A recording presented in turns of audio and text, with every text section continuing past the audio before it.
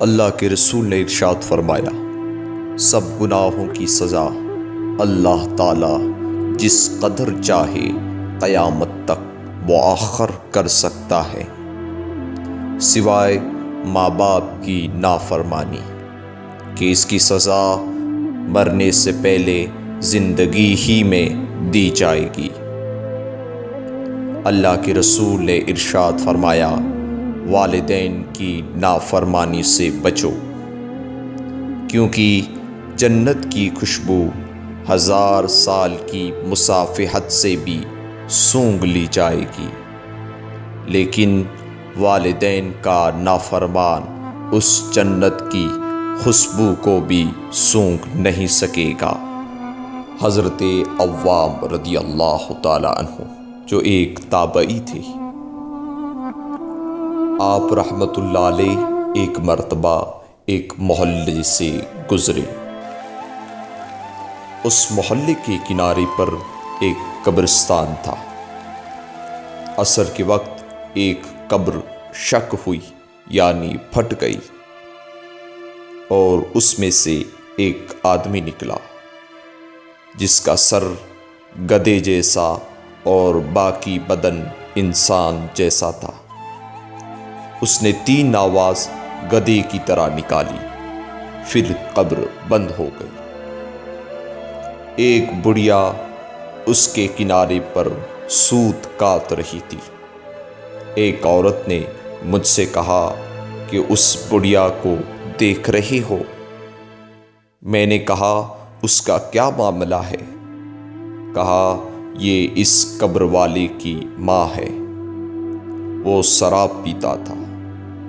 جب شام کو آتا تو ماں نصیحت کرتی کہ بیٹے اللہ سے ڈرو، کب تک اس ناپاک کو پیو گے؟ اس کا بیٹا جواب میں کہتا، تو گدھے کی طرح چلا رہی ہے۔ عصر کے بعد وہ مر گیا۔ اس دن سے لے کر آج دن تک ہر روز عصر کے بعد اس کی قبر شق ہوتی ہے، اور اس میں سے وہ نکل کر گدھے کی آواز نکال کر بند ہو جاتی ہے۔ ان روایتوں سے معلوم ہوا کہ والدین کا نافرمان دنیا میں بھی سزا پائے گا اور مرنے کے بعد بھی مصیبت میں گرفتار رہتا ہے۔ والدین کی نافرمانی کے سبب انسان جنت کی خوشبو سے بھی محروم ہو جاتا ہے۔ والدین کی نافرمانی کرنے والے کوئی عبادت مقبول نہیں ہوتی، اس کا خاتمہ خراب ہوتا ہے۔ مرتے وقت کلمہ شہادت پڑھنا نصیب نہیں ہوتا۔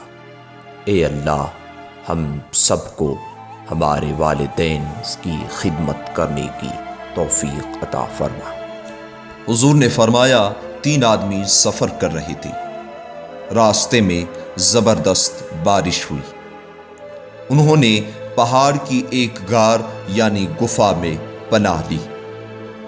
غار کے منہ پر ایک بہت بڑا پہاڑ تھا، جس کی ایک چٹان گر کر غار کے منہ پر گری، جس کی وجہ سے غار کا منہ بند ہو گیا۔ پھر انہوں نے ایک دوسرے سے کہا، اب تو ہمیں اللہ تعالیٰ ہی بچا سکتا ہے۔ اب اللہ کی بارگاہ میں تم نے جو نیک عمل کیے ہیں اس کا وسیلہ دے کر اللہ سے دعا مانگو، شاید اللہ تعالیٰ اس غار کا منہ کھول دے۔ انہی میں سے ایک نے کہا، یا اللہ، میرے ماں باپ بوڑھے تھے، میری ایک چھوٹی سی بچی بھی تھی۔ میں جب شام کو گھر آتا تھا تو میں بکری کا دودھ دوہ کر سب سے پہلے اپنے والدین کو دیا کرتا تھا، پھر اپنے گھر والوں کو کھانا کھلایا کرتا تھا۔ اے مولا کریم، تجھے معلوم ہے کہ ایک دن مجھے دیری ہو گئی۔ میں نے اپنے معمول کے مطابق بکری کا دودھ دوہ کر اپنے والدین کے پاس گیا، لیکن میرے والدین سو گئے تھے۔ میں نے ان کو اٹھانا ناپسند کیا۔ اے مولا، تو جانتا ہے اس رات میں اپنے والدین کے سرہانے کھڑا رہا۔ اے اللہ، تجھے خوب معلوم ہے کہ یہ کام میں نے صرف تیری رضا کے لیے کیا تھا۔